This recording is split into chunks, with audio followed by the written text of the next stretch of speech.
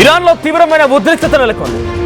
అమెరికాకి పిచ్చి పట్టిందంటోంది ఇరాన్లో విధ్వంసం ఆపకపోతే గల్ఫ్ కంట్రీస్ ని సమాధి చేస్తామని ఐఆర్జీసీ కూడా వార్నింగ్ ఇస్తోంది. హార్ముజ్ ని టచ్ చేయడం ట్రంప్ తాతల తరం కూడా కాదంటోంది ఐఆర్జీసీ. బహ్రెయిన్, కువైట్ లో ఇరాన్ బీభత్సం సృష్టిస్తోంది. ఇరాన్లో బ్రిడ్జిల పేల్చివేసినటువంటి ఘటన వెంటనే ఆ కంట్రీస్ పై విరుచుకుపడింది ఐఆర్జీసీ. గల్ఫ్లోని అమెరికా అతిపెద్ద స్థావరమైనటువంటి ఇరాన్ మిసైల్స్ అర్ధరాత్రి 2 గంటలకి అమెరికా బేస్ క్యాంపులపై ఇరాన్ దాడులు చేసింది. రాత్రంతా మిసైల్స్ల మోత మోగింది, బాంబుల శబ్దాలు వినబడ్డాయి. అమెరికాని క్లోజ్ చేస్తామంటోంది ఐఆర్జీసీ. పెట్రోల్, గ్యాస్ ధరలు మళ్ళీ ఆకాశాన్ని తాకే అవకాశం ఉందని క్లియర్గా చాలా స్పష్టంగా చెప్తోంది ఇరాన్. ఒకసారి మనం ఎక్కడెక్కడ అటాక్స్ జరిగాయో కూడా చూద్దాం. సో ఆ బిగ్గెస్ట్ అటాక్స్ మనం చూస్తున్నాం.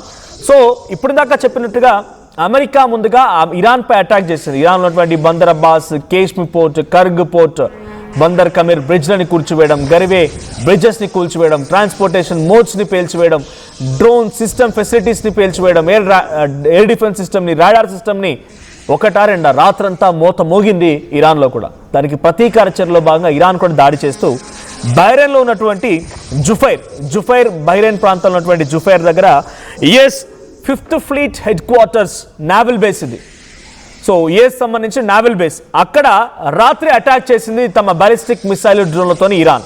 దీని కారణంగా Iran missile and drone launch చేయడంతో ఆ 5th ఫ్లీట్ హెడ్ క్వార్టర్స్ మొత్తం కూడా పాక్షికంగా దెబ్బతిన్నట్టు తెలుస్తోంది. కానీ దీన్ని యుఎస్ కన్ఫర్మ్ చేయట్లేదు. ఇంకా ఎస్ మా దగ్గర ఈ అటాక్ జరిగింది, ఈ అటాక్ని మేము తిప్పికొట్టామని చెప్తోంది. కానీ ఆ అఫీషియల్ డిస్ట్రక్షన్ని, అక్కడ జరిగిన నష్టాన్ని మాత్రం ఎక్కడ కూడా అఫీషియల్గా అమెరికా ఇంకా అనౌన్స్ చేయలేదు. కానీ ఐఆర్జీసీ ఏం చెప్తోందనంటే మేము రాడార్ సిస్టమ్ని, కమ్యూనికేషన్ ఫెసిలిటీస్ని మొత్తాన్ని కూడా డ్యామేజ్ చేశామనేది ఐఆర్జీసీ చెప్తున్నమాట.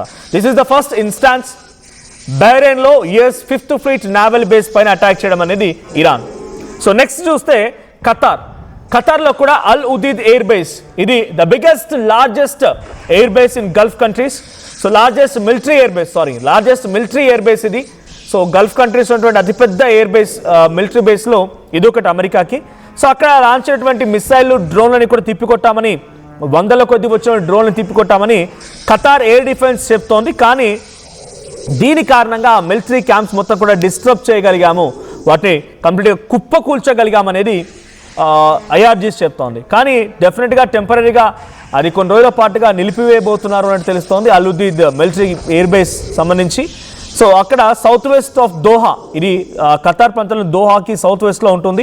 సో క్యాజువాలిటీస్ గురించి ఇంకా అఫీషియల్ అనౌన్స్మెంట్ లేదు, కానీ మరణాలు కూడా సంభవించాయి, కొన్ని 10ల సంఖ్యలో మరణాలు సంభవించాయి అనేది ఐఆర్జీసీ చెప్తున్నమాట. ఇక మూడో స్థావరం అలీ అల్ సలీం ఎయిర్ బేస్, కువైట్లో ఉన్నటువంటి అలీ అల్ సలీం ఎయిర్ బేస్ ఇది. ఇక్కడ కూడా సేమ్ బాలిస్టిక్ మిసైల్ డ్రోన్లతో దాడి చేసింది. So Kuwait air defence system దాన్ని ఇంటర్సెప్ట్ చేసే ప్రయత్నం చేసింది, కానీ వాటిని అడ్డుకోలేకపోయింది. దీంతో ఆ మిలిటరీ స్థావరాల పైన డ్యామేజెస్ జరిగినట్టుగా అసెస్ చేసింది, అఫీషియల్గా అనౌన్స్మెంట్ కూడా చేసింది.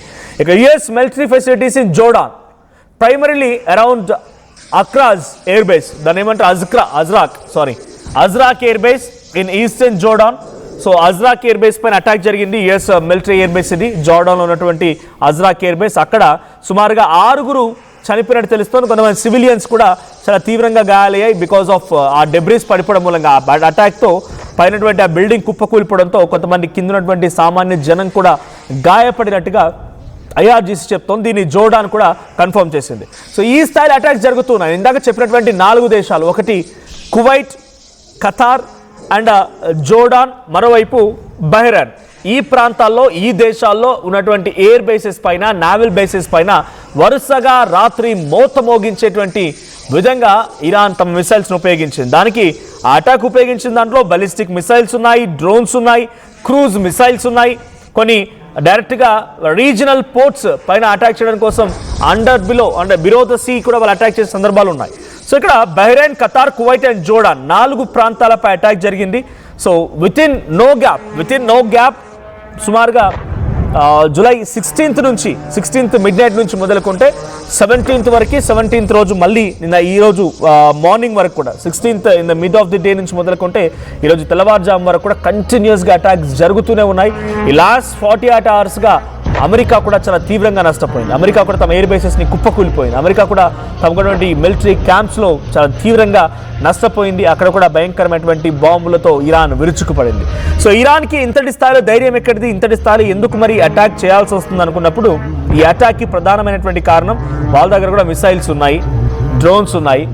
వాళ్ళు డ్రోన్స్ తయారు చేస్తున్నారు. రష్యా నుంచి అంతో ఇంతో సహాయం కూడా అందుతుందని బహిరంగ చర్చ, కాబట్టి రష్యా కూడా సహాయం చేస్తున్నట్టుగా ఉంది. జోర్డాన్లో అటాక్ జరిగింది, కువైట్లో అటాక్ జరిగింది, బహ్రెయిన్లో అటాక్ జరిగింది, ఖతార్లో అటాక్ జరిగింది. ఇవన్నీ చేయడంతో పాటుగా స్ట్రైట్ ఆఫ్ హార్ముజ్ మాదే, టచ్ చేస్తే ఊరుకునే ప్రసక్తి లేదు, టచ్ చేసే దమ్ము కూడా లేదు. ట్రంప్ కాదు కదా, వాళ్ళ తాతలు దిగొచ్చినా కూడా స్ట్రైట్ ఆఫ్ హార్ముజ్ని కంట్రోల్ చేయలేరు. డెఫినెట్గా ఇది మా కంట్రోల్లో ఉంటుందన్నట్టుగా ఐఆర్జీసీ చెప్తున్న మాట, వాళ్ళ ధైర్యం చూస్తూ ఉంటే ఇంకా ఏ స్థాయిలో వాళ్ళు సిద్ధంగా ఉన్నారో అర్థమవుతోంది. సో బహ్రెయిన్లో జుఫైర్ అనేటువంటి ఈ ప్రాంతంలో ఉన్నటువంటి naval base very near by to the strait of హార్ముజ్కి సమీపంగా ఉన్నటువంటి నావల్ బేస్ ఇది. సో ఈ నావల్ బేస్పై అటాక్ జరిగిన సమయంలో అది సౌత్ ఇరాన్కి సుమారుగా 200 నుంచి 250 కిలోమీటర్ల దూరంలో ఉంటుంది. కాబట్టి వాళ్ళు ఉపయోగించిన మిసైళ్లు, డ్రోన్లు, ప్రెసైజ్డ్గా ఉన్నటువంటి డ్రోన్లు వెళ్ళిపోయి ఆ నావల్ బేస్లో ఈ అటాక్కి పాల్పడ్డాయి. US forces are also reported that they have intercepted many incoming threats. అంటే చాలా వరకు వస్తున్నటువంటి ఆ మిసైల్స్ని, డ్రోన్స్ని తిప్పికొట్టామనేది ఇటు బహ్రెయిన్ దగ్గర ఉన్నటువంటి యుఎస్ మిలిటరీ కమాండెంట్స్ చెప్తూ ఉన్నాయి. బట్ దాట్ నాట్ సక్సెస్ఫుల్, అంతటి స్థాయిలో సక్సెస్ సాధించలేకపోయాయి. సో పార్షియల్గా ఇక్కడ నావల్ బేస్ దెబ్బతినింది. US navy 5th fleet headquarters అన్ని కూడా ధ్వంసమైపోయాయి. ఇక ఖతార్లో ఉన్నటువంటి దూరం ఇరాన్కి సుమారుగా 300 కిలోమీటర్ దూరం. సో అక్కడ కూడా సెంట్రల్ కమాండెంట్స్ ఏం చెప్తున్నారంటే, ఇక్కడ దోహా దగ్గర జరిగినటువంటి అలుదీద్ ఎయిర్ బేస్ అనేది మాకు చాలా పెద్ద కీలకమైనటువంటి ఎయిర్ బేస్, అమెరికా గల్ఫ్ కంట్రీస్లో ఏర్పాటు చేసుకుంది. సో ఈ ఎయిర్ బేస్ పైన ఎప్పుడైతే ఇరాన్ అటాక్ చేసిందో దీన్ని మనం చాలా తీవ్రంగా పరిగణిస్తున్నాం. డెఫినెట్గా అంతకంతకు అనుభవించక తప్పదు అనేది యుఎస్ సెంట్రల్ కమాండెంట్స్ చెప్తున్నమాట. వాళ్ళక్కడ ఉపయోగించింది క్రూజ్ మిసైల్స్ ఉపయోగించారు దీనిపై అటాక్ కోసం. సో ఖతార్ కూడా ఎయిర్ డిఫెన్స్ సిస్టమ్ని యాక్టివేట్ చేసింది. ఖతార్ దాన్ని తిప్పికొట్టే ప్రయత్నం చేసింది, కానీ నాట్ దాట్ సక్సెస్ఫుల్. అలుదీద్ ఎయిర్ బేస్ కొన్ని రోజుల పాటుగా నిలిపివేయక తప్పదు అనేది వాళ్ళు చెప్తున్నమాట. ఇక కువైట్లోని అలీ అల్సీమ్ ఎయిర్ బేస్లో కూడా సుమారుగా 300 kilometres far away from the Iran. So Iran దానికోసం క్రూజ్ మిసైల్స్ని ఉపయోగించింది. దాన్ని తిప్పికొట్టడంలో కూడా కువైట్ కొంత ప్రయత్నం చేసిన ఏమాత్రం ఉపయోగం లేకుండా పోయింది. ఇక చివరిగా జోర్డాన్లో ఉన్నటువంటి మరొక కీలకమైన ప్రాంతం, సుమారుగా ఇది 1000 కిలోమీటర్ దూరంలో ఉంది ఇరాన్కి. సో ఇరాన్కి 1000 కిలోమీటర్ దూరం ఉన్నటువంటి ఈ ప్రాంతం పైన, జోర్డాన్ ఉన్నటువంటి యుఎస్ యూజ్డ్ మిలిటరీ ఫెసిలిటీస్ పైన, అంటే అజ్రాక్ అనేటువంటి ఎయిర్ బేస్ పైన అటాక్ జరిగినప్పుడు జోర్డాన్ దాన్ని తిప్పికొట్టే ప్రయత్నం చేసింది. But not that successful. దీనిపైన వాళ్ళు లాంగ్ రేంజ్ బాలిస్టిక్ మిసైల్స్ని ఉపయోగించినట్టు తెలుస్తోంది. Very long range ballistic missiles సుమారుగా 1000 నుంచి 1500 కిలోమీటర్ దూరం టార్గెట్స్ని కూడా ఛేదించగల సామర్థ్యం ఉన్నటువంటి ఫతేహ్ బాలిస్టిక్ మిసైల్స్ని వాళ్ళు ఉపయోగించారు. సో ఇరాన్ వైపు నుంచి ఆ ప్రయోగం సక్సెస్ అయిందని చెప్పాలి. సో 4 ఎయిర్ బేస్, వాళ్ళ వైపు నుంచి ఒక 3 బ్రిడ్జ్లను కూల్చేసి వాళ్ళని పూర్తిగా స్ట్రైట్ ఆఫ్ హార్ముజ్ దగ్గరటువంటి డ్రోన్ ఫెసిలిటీస్ని, బాలిస్టిక్ మిసైల్ ఫెసిలిటీస్ని, అంటే ఓ వేర్ హౌస్, ఓ గోడౌన్ అనుకోండి, ఆ డ్రోన్లని మిసైల్స్ స్టోర్ చేసే గోడౌన్ల పైన అమెరికా అటాక్ చేస్తే దాన్ని తిప్పికొట్టేటువంటి క్రమంలో 4 ఎయిర్ బేసెస్ని ఇరాన్ పేల్చగలిగిందనంటే ఏ స్థాయిలో వాళ్ళ సామర్థ్యాన్ని పెంచుకుంటూ వెళ్తున్నారు, ఏ స్థాయిలో వాళ్ళకి మద్దతు వస్తుందో మనం ఊహించవచ్చు, ఎక్స్పెక్ట్ చేయొచ్చు. చర్చలు మొత్తం కూడా ఫుల్ స్టాప్ పడింది.